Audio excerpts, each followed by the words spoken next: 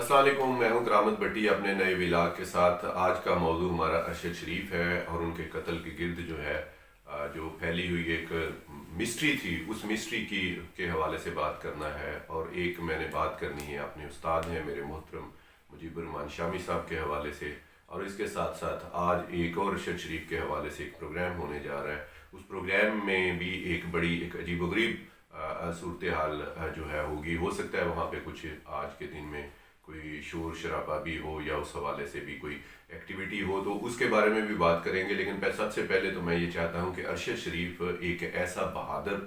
Journalist था जिसकी कुर्बानी जो उन्होंने दी है, अपनी ज़मीर की आवाज़ पर रिपोर्टिंग करने की जो कुर्बानी उन्होंने दी है, उस कुर्बानी को किसी सूरत जो है वो महव ना होने दिया जाए, जहनों से मतूर ना होने दिया जाए। उस हवाले से हम बात करेंगे और देखेंगे कि अरशद शरीफ के कत्ल के हवाले से जो अब तक क्या डेवलपमेंट्स हुई हैं और उसके बाद आने वाले दिनों में क्या उसके इम्कानात हो सकते हैं। एक तो बड़ा इसी हफ्ते में एक बड़ी एक अहम डेवलपमेंट इस हवाले से ये हुई। आप जानते हैं, मैं थोड़ा सा पस मंज़र बयान कर दूं, फिर आगे चल के अगली बात करूंगा कि अरशद शरीफ को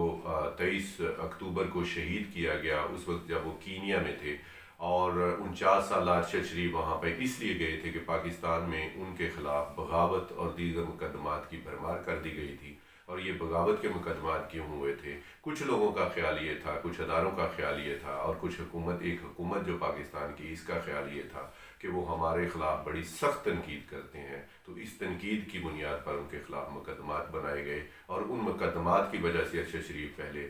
मुत्तहिदा अरब अमारात में गए रहे कुछ अर्सा, और फिर उसके बाद वो कीनिया चले गए और वहाँ पर उनको एक मिस्टीरियस सर्कमस्टांस में उनको कत्ल किया गया। तो 23 को उनको शहीद किया गया अरशद शरीफ को, और उनकी शहादत के 3 दिन बाद हुकूमत ने जो है 2 रुकनी एक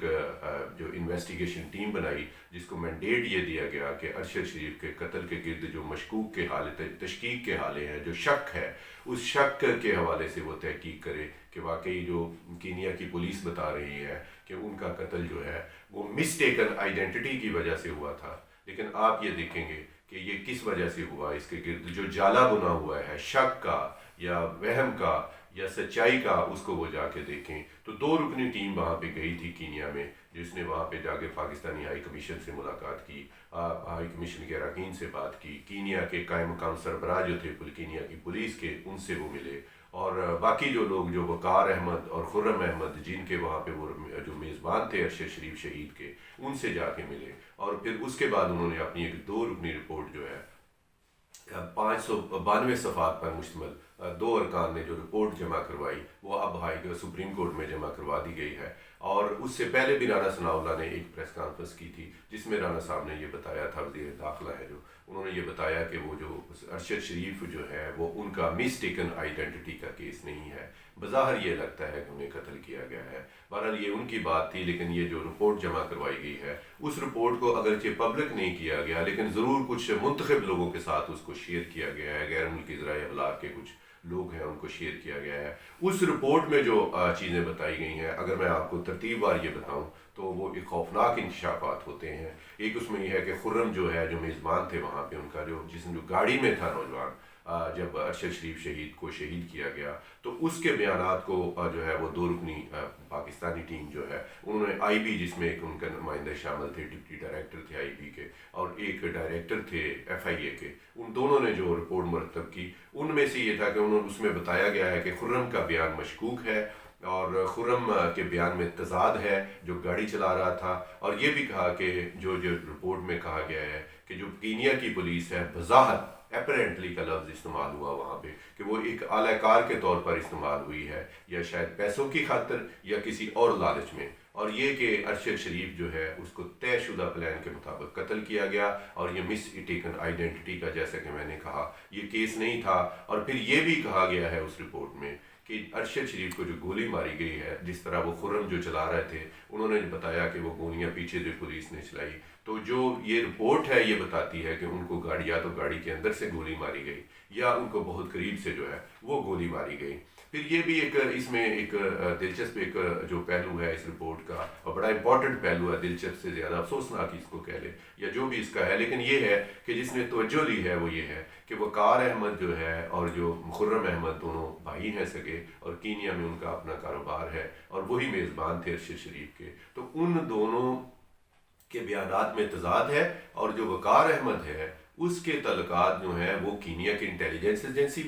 کے ساتھ بھی ہیں، اس کے جو تعلقات ہیں وہ پاکستانی خفیہ ایجنسیوں کے ساتھ بھی ہیں، اور اس کے تعلقات دنیا کی دیگر ممالک کی خفیہ ایجنسیوں کے ساتھ بھی ہیں۔ اور یہ بھی دلچسپ بات ہے کہ انہوں نے ارشد شریف جب وہ شہید ہوئے تو اس کے بعد ان کا جو آئی پیڈ ہے اور جو ان کا موبائل ہے وہ کینیا کی پولیس کو نہیں دیا، لوکل پولیس کو، وہ بلکہ وہ وہاں کی جو خفیہ ایجنسی تھی اس کے حوالے انہوں نے وہ کیا، جس کے بعد آپ جانتے ہیں کہ بعد میں لوگوں نے یہ کہا کہ وہ حکومت کے پاس ہیں، اور اس میں اس آئی پیڈ اور اس موبائل کی بنیاد پر یہاں پہ پاکستان میں بھی پروپیگنڈا ہوا کہ اس میں یہ ہے، اس میں وہ ہے، اس طرح کی کہ مطلب ان کے کردار کے حوالے سے، ارشد شریف کے حوالے سے، اور کچھ جو گندے ذہن کے لوگ ہیں انہوں نے یہ کہا کہ ان کے جو بیرونی ملک جو ایجنسیاں ہیں ان کے ساتھ رابطے تھے، اس طرح کے بیانیے کو بھی یہاں پہ ڈیولپ کرنے کی کوشش کی گئی۔ سو یہ ایک چیز ہے۔ بہرحال آگے چلتے ہیں، ہم یہ کہتے ہیں کہ اس میں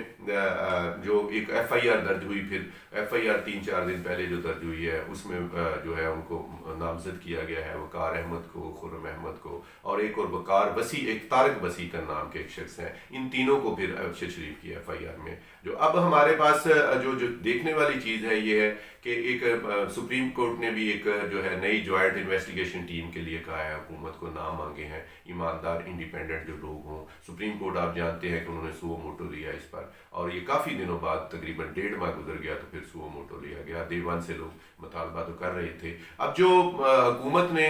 جو کہا، سپریم کورٹ کو بھی کہا، حکومت نے کہا کہ وہ اس کیس کو جو ہے وہ دیکھیں، اس میں انہوں نے یہ کہا کہ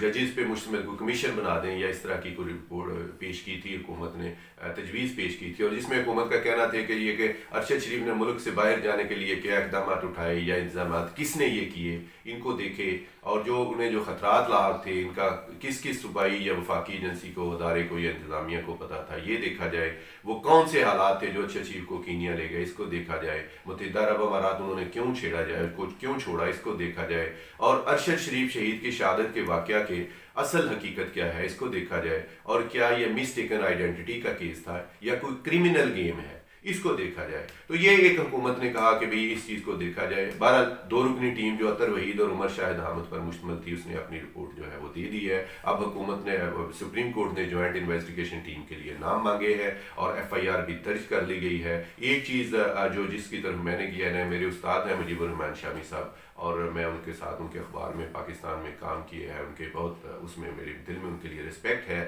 ایک چیز مجھے کل ان کا ایک ٹویٹ آیا، اس ٹویٹ کے حوالے سے میں نے یہ بات کرنی ہے کہ مجیب الرحمان شامی صاحب نے کہا کہ وہ احمد بلال محبوب صاحب کے ساتھ ان کے گھر گئے، ارشد شریف صاحب کے شہید کے گھر میں گئے، لیکن وہاں پہ ان کی والدہ جو تھی وہ ڈاکٹر کو چیک اپ کے لیے گئی ہوئی تھیں، تو انہوں نے پاکستان کا پرچم دیکھا، نیچے مسکراتی ہوئی تصویر دیکھی ارشد شریف کی، اور یہ ہے کہ انہوں نے دعا کی کہ قاتلوں تک وہ جو ہے قانون کی رسائی ہو۔ یہ ایک تھا، مجھے یہ لگا، جس سے یہ لگا کہ مجیب الرحمان شامی صاحب جو ہیں، ایک تاثر اس ٹویٹ سے یہ لگا کہ شاید مجیب الرحمان شامی صاحب 1.5 ماہ بعد اب ان کے گھر میں افسوس کرنے گئے تھے۔ خدا نہ کرے، اللہ کرے مجیب الرحمان شامی صاحب جو اس کی قدر شخصیت ہے صحافت کی، تو اب وہ پہلے ضرور گئے ہوں گے، مجھے یقین ہے کہ وہ اشک شوئی کے لیے گئے ہوں گے، اور اگر آج 1.5 ماہ بعد وہ گئے ہیں تو اتنے لمبے عرصے کے بعد اتنے بڑے صحافی کا اور اتنے بڑے واقعہ پر 1.5 ماہ بعد اس کے گھر جانا اور اس کی والدہ کے ساتھ تعزیت کے لیے جانا، یہ بڑی حیرت کی بات ہے اور دکھ والی بات ہے اگر یہ بات اسی طرح ہے جیسا کہ ہم سوچتے ہیں۔ اور دوسرا ایک بڑا افسوسناک ایک پہلو ہے اس چیز کا کہ آج کراچی میں آئی بی اس میں جو ہے انسٹیٹیوٹ آف بزنس ایڈمنسٹریشن جو ہے، اس کے جو جرنلزم ڈپارٹمنٹ ہے، وہاں پہ ایک پروگرام ہو رہا ہے، اور جس کی صدارت جو ہے وہ یہ ہے کہ صحافیوں پر مزید اب تشدد ناقابل برداشت ہے، اب ہم ان کو نہیں مزید اس کو قبول کریں گے۔ تو یہ اس موضوع پر جو سیمینار ہے، اور اس یہاں تک تو سارا کچھ ٹھیک تھا، لیکن جو افسوسناک بات ہے وہ یہ ہے کہ اس کا مہمان خاص جو بنایا گیا ہے وہ فہد حسین کو بنایا گیا ہے. اور فہد حسین آپ جانتے ہیں کہ وزیر اعظم کے مشیر ہیں، اور وزیر اعظم کی جتنی بھی پالیسی، میڈیا پالیسی جو چل رہی ہے، بلکہ ان کے ترجمان ہیں، جتنی پالیسی چل رہی ہے میڈیا سے ریلیٹڈ، اس کو فہد حسین دیکھ رہے ہیں. جو پراپوگنڈا آپ دیکھتے ہیں اور جو صحابہ، اس کو وہ دیکھتے ہیں. اور افسوسناک بات ہے کہ کیسے بندے کو آئی بی اے نے انہوں نے اپنا مہمان بنایا، جس بندے کے ہوتے ہوئے جرنلزم کرنے والوں کے لیے پاکستان میں زمین تنگ کر دی گئی. جیسا کہ ارشد شریف شہید کو شہید ہوئے، جیسا کہ صابر شاکر کو ملک چھوڑنا پڑا، جیسا کہ جمیل فاروقی پر تشدد ہوا، جیسا کہ عمران ریاض کو گرفتار کیا گیا، اور جیسا کہ اس کو جو ہمارے دوست ہے، ان کا ابھی میرے ذہن میں نام آ جاتا ہے، میں اس کو دہرا دیتا ہوں، پیرزادہ ان کا ہے، وہ بہرحال وہ ان کو ملک چھوڑ کے پاکستان سے باہر جانا پڑا، تو ان کو ملک چھوڑنا پڑا. تو اس طرح کے حالات میں فہد حسین، جس کے لبے لانی سے جرنلزم کے حوالے سے، ارشد شریف کے قتل کے حوالے سے، شہادت کے حوالے سے کوئی ایک لفظ بھی ادا نہیں ہوا، اب وہی فہد حسین جو ہے یہ کہیں گے کہ پاکستان میں اب اس کی صدارت کریں گے. یہ بڑی شرمناک بات ہے، اور مجھے امید ہے اگر کوئی بازمیر وہاں حال میں ہوا تو ضرور اس پر بھی ان سے سوال کرے گا اور اس پر بھی بات ہوگی. بہرحال بات کو سمیٹتے ہیں. بنیادی طور پہ ایف آئی آر درج کر لی ہے ان قاتلان کے خلاف، ان قاتلوں کے خلاف نہیں ہوئی جو ان کی والدہ، ارشد شریف کی والدہ، شہید کی والدہ جو چاہتی تھیں، بے شک بالکل ان کے خلاف نہیں، اور جن جن کا ان کو نام دیا ہے انہوں نے، تو ان کے خلاف تو یہ ایف آئی آر درج نہیں ہوئی. لیکن جو 2 رکنی ٹیم کی جو ان کی فائنڈنگز جو ہیں وہ ہمارے سامنے آ چکی ہیں. سیدھا ارشد شریف شہید کو قتل کیا گیا، یہ سامنے آ گیا. اب جو مزید جو تحقیق آگے بڑھے گی، اگر یہ ایمانداری کے ساتھ آگے بڑھی تو اس میں کچھ انکنوینئنٹ ٹروتھ جو ہے وہ بھی سامنے آ سکتا ہے. ہماری دعا یہ ہے کہ یہ انکنوینئنٹ ٹروتھ جو ہے وہ سامنے آ ہی جائے، اور جس کا رپورٹ میں اشارہ بھی کیا گیا تھا، فائنڈنگ میں اشارہ بھی کیا 2 رکنی ٹیم کی جو فائنڈنگ ہے، کہ اس میں جو اس کے قتل کے تانے بانے جو ہیں وہ کینیا کی پولیس، کینیا اور پاکستان سے باہر جو لوگ ہیں، دبئی میں جو لوگ ہیں، ان کے ساتھ ملتے ہیں. ڈان نے جو ایڈیٹوریل اس حوالے سے لکھا، اس میں تو بظاہر یہ لگا کہ اے آر وائی کے سلمان اقبال جو ہے، میں نام لے لیتا ہوں، ان کے بیانات میں تضاد وہ رپورٹ میں بھی بتایا گیا ہے. سو ڈان کو بھی یہ لگا کہ اس پہلو کو دیکھنے کی ضرورت ہے، بالواسطہ انہوں نے اس کی طرف اشارہ کیا. تو یہ ایک چیز جو ہے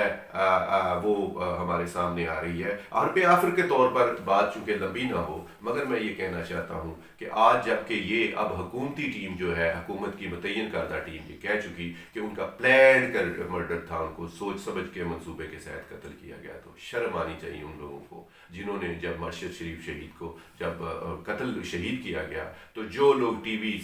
پہ فون کر کے، میڈیا ہاؤسز میں فون کر کے، جنہوں نے ان کی خبر کو پہلے درکوانے کی کوشش کی گئی، پھر اس کو حادثے کا رنگ دینے کی کوشش کی گئی، پھر ارشد شریف کی کریکٹر اسیسینیشن کی گئی، اور شرم آنی چاہیے ان لوگوں کو جس میں بطور اعلی کار استعمال ہوئے.